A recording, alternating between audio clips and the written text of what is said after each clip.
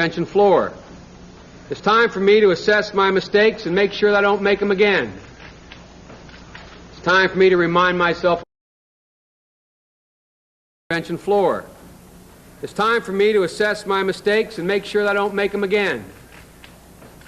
It's time for me to remind myself of why because I believed, as I do now, that I can make a little bit of a difference. To use a Biden phrase that others seem to use these days,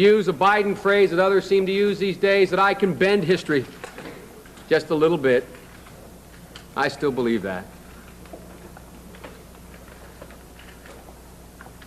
And for me, the next battle has already been engaged.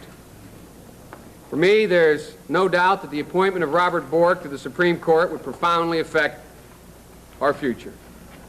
I intend to be deeply involved in that battle. I intend to attempt to bring it to victory. And let me tell you folks one other thing.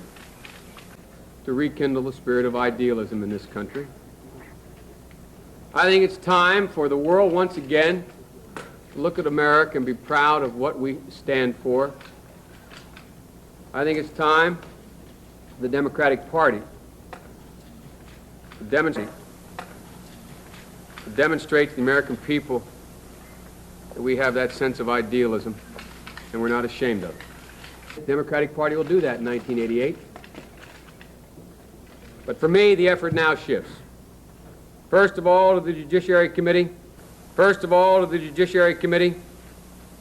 and the Foreign Relations Committee, and the great debates on the floor of the United States Senate. There will be other presidential campaigns, and I'll be there, Oliphant. I'll be there. There will be other opportunities. There will be other battles in other places, other times.